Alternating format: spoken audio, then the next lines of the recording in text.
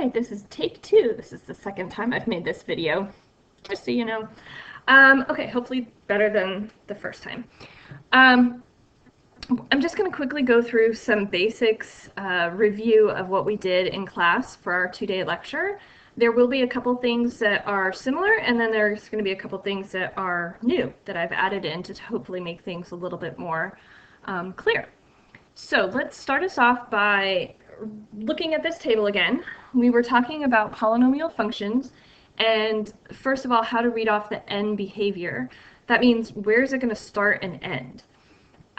So the way we read off this table was we looked at the first term in our polynomial function, our leading term, looked at the exponent, determined if it was odd or even, and then we looked at the coefficient and only was worried if it was positive or negative. And so depending on the combination that you got, you looked at which row you were in. And we did a lot of talk about, your function is going to positive infinity or negative infinity, which I know some of you got confused by. So if you want to ignore that, that's fine, I don't care. You can just look at the visual where the graph starts and ends. It always starts on the left and ends on the right. But is it above the x-axis or below the x-axis? That's what we're really concerned with. So figure out the combination that you have. If your exponent is even and your leading coefficient is positive, then you know it's going to start up here on the left-hand side above the x-axis and then end on the right-hand side above the x-axis. Sometimes it's easier visually to look at some graphs that we're familiar with already. So for example, a parabola that had a degree of 2. And we hopefully got really comfortable that when a was positive, that leading coefficient was positive, the parabola opened up. And that means it starts and ends above the x-axis. And then when a was negative, it opened down, which means it started and ended below the x-axis. We also took a look at our cubics, our degree 3 graphs, and hopefully you remember what these look like, and that they start below the x-axis and end above the x-axis when your leading coefficient is positive, and then it flips around, it'll start above the x-axis and end below when the leading coefficient is negative. So if those two kind of help you, and it follows a pattern, whether it's degree 2 or 4 or 6 or 8, anything even, it's going to follow these, and anything odd, like 1, 3, 5, whatever, it's going to be like these. Okay, so the next thing we did is we looked at these polynomials. I had you graph these on the graphing calculator. And what we were really concerned about once we saw what these graphs look like was making the correlation between the number of times a 0 occurs in the factorization and what does that mean for the graph. Does it cross the x-axis at that 0, or is it tangent to the x-axis at that 0? So for example, over here, each one of these zeros of 1, 2, 3, and 4, they all occurred only one time. So here they all are, and you can see at each 0, our graph is crossing the x-axis. So here it's crossing, there it's crossing, and then here it is crossing. As opposed to this one, where you see that the 0 of 1, right here, this 0, has an exponent of 2, which means this is really x minus 1 times x minus 1. So it happened twice. It occurs twice. And that was an even number of times. And if you look at the graph here at 1, this part of the graph, it doesn't actually cross below the x-axis. It's tangent to, but it doesn't cross over.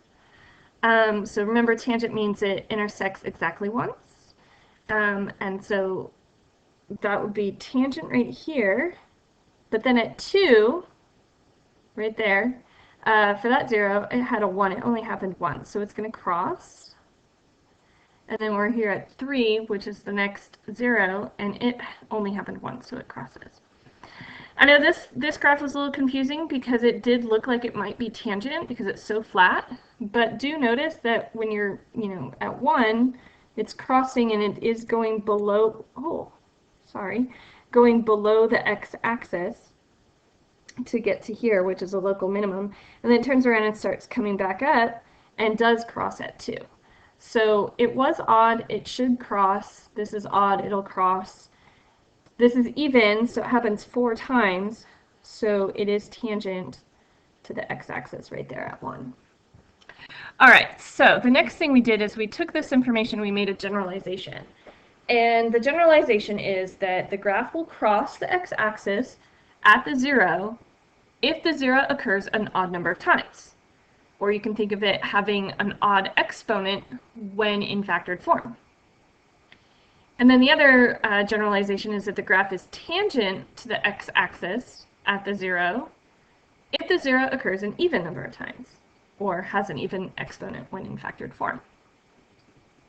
So let's use this information to actually solve a problem. This is a problem that was in the workbook. We worked it out together. So they give us this polynomial. It's already in factored form. And the first thing they want us to do is determine the end behavior. So we need to figure out what the degree of our function is. And when it's in factored form, it's a little harder to determine, but you can still do it. All you have to do is remember to add the exponents of every single one of these factors. So this is 2, 1, 1, and 1. So when you add those all up, you get 5. So the degree of this polynomial is 5. If it had been multiplied out, you would see that very clearly. The leading coefficient, well, remember all we care is it positive or negative, not what the actual number is. And when it's in factored form, it's actually really easy to determine because there will be a negative sign out here if it's negative. If it's positive, there's nothing.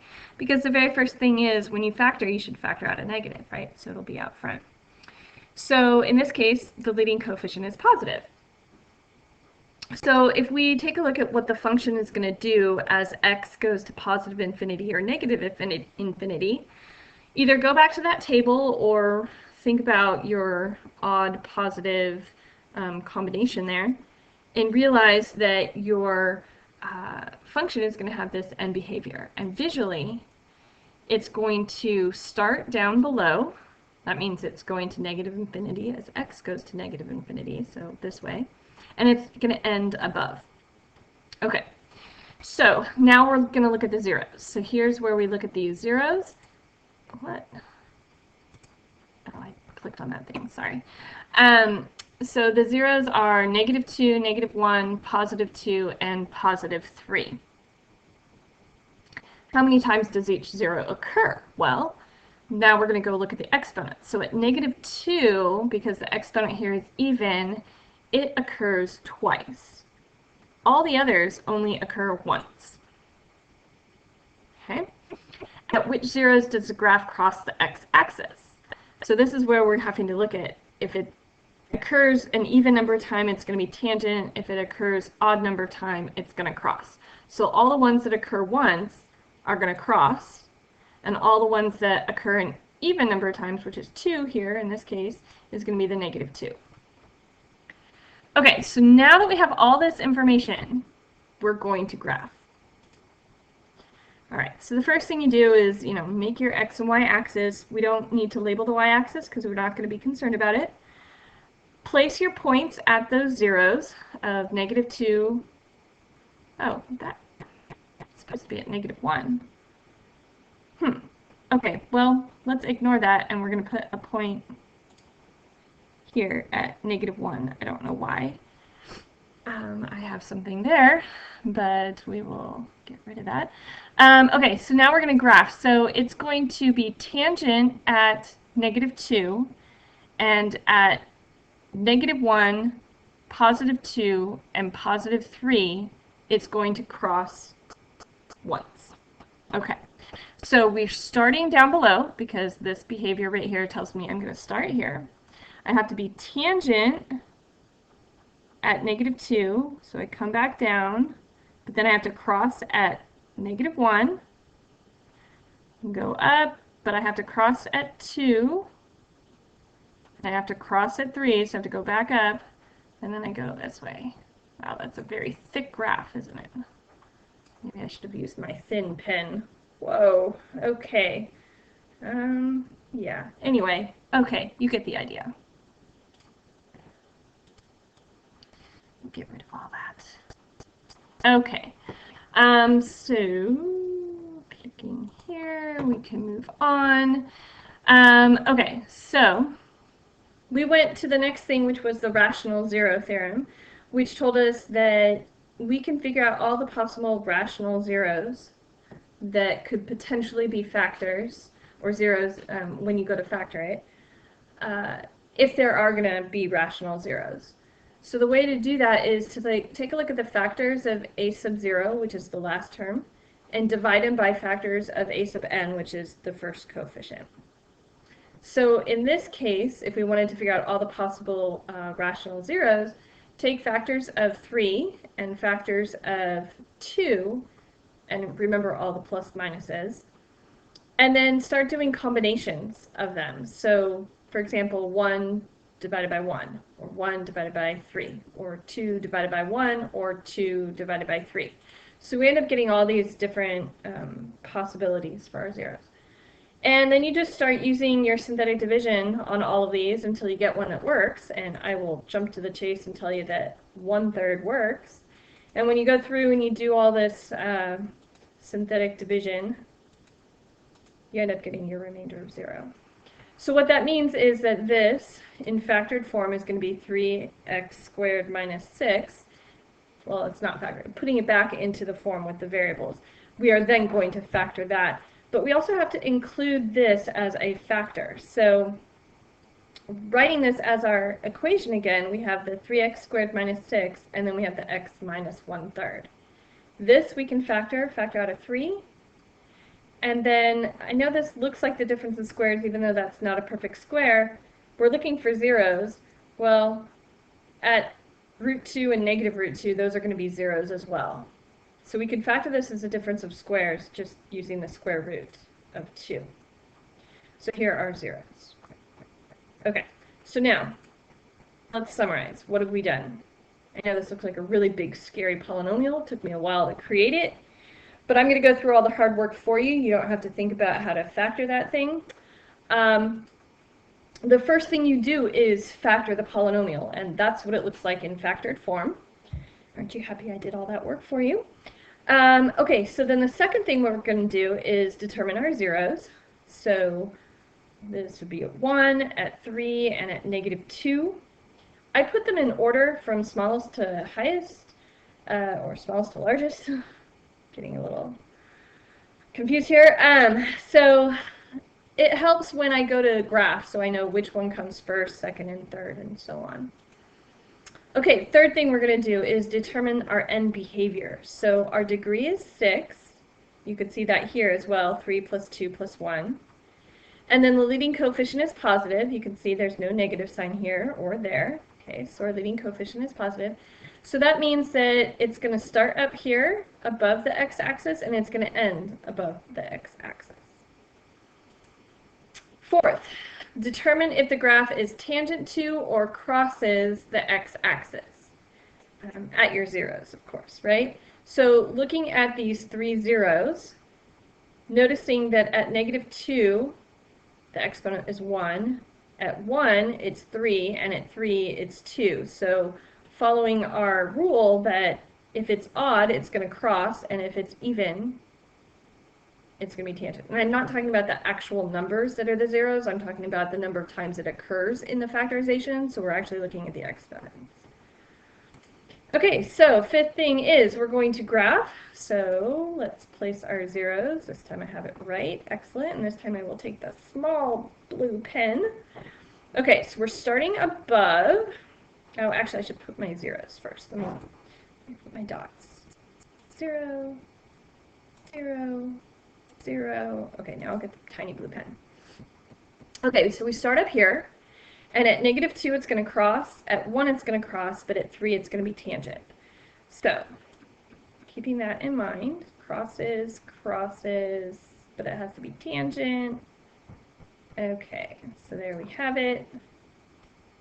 Whew, that's a big arrow. It's hard to draw with a mouse, and I know I kind of missed it right there, but you'll forgive me, right? Okay, so that's how, you know, the general order of things that you should be doing if you're given a polynomial and they ask you to graph it. Okay, moving on. Last example. So here's our polynomial. Here are the possible rational zeros. I've done all this work for you. If you tried 1 in this synthetic division, it doesn't work, but when you try 2, miraculously, it does.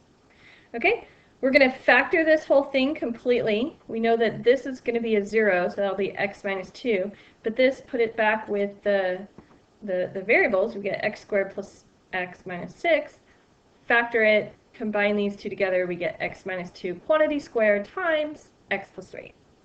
So our zeros, -3 and 2. Our end behavior, because, let's see, this is odd and positive, it's going to, well, kind of goes backwards. It starts at -infinity, ends at positive infinity. So it's going to start down here, end up there. Okay, how many times does it cross and is tangent? It's supposed to come up. There it was. Okay, so at -3 has an odd exponent, so it's going to cross at -3. It's going to be tangent at 2 because it has an even exponent. Okay, let's do red again. So at -3, 2, those are our zeros. Okay, so it's going to start down here at -3, it crosses, at 2 it's tangent. Okay, so crossing, tangent, and there we go. Okay, so that's it.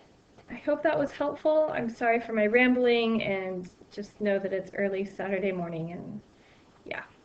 Okay, have fun graphing your polynomials. How do I end this thing? It's been so long since I've made a video. Oh, I should probably be over here. Sorry, guys. There we go. Bye!